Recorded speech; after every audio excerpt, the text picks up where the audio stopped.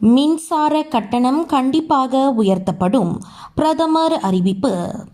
இந்த ஆண்டின் 2ஆம் பாதியில் மின்சார கட்டணங்கள் கண்டிப்பாக உயர்த்தப்பட வேண்டும் என பிரதமர் டத்தோஸ்ரீ அன்வார் இப்ராஹிம் தெரிவித்தார்.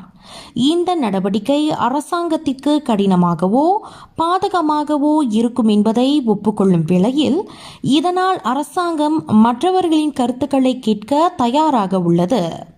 மின்சார விலையை உயர்த்த கட்டாயம் இந்த முடிவை ஏற்றுக்கொள்ள வேண்டிய நிலை ஏற்பட்டுள்ளதாக குவாலாலும்பூர் ஷங்கிரிலா ஓட்டலில் நடைபெற்ற சீன புத்தாண்டு கொண்டாட்டத்தில் கலந்து கொண்டபோது அவர் இதனை கூறினார். இதற்கு முன்னதாக வரும் ஜூலை மாதம் முதல் தீபகற்ப மலேசியாவில் அடிப்படை மின்சார கட்டணம் 14.2% அதிகரித்து 1 கிலோவாட் மணி நேரத்திற்கு 45.62 சென்டாக இருக்கும். எரிபொருள் விலை உயர்வு காரணமாக இந்த விலை உயர்வு ஏற்பட்டதாக TNB கடந்த டிசம்பரில் அறிவித்திருந்தது என்பது குறிப்பிடத்தக்கது.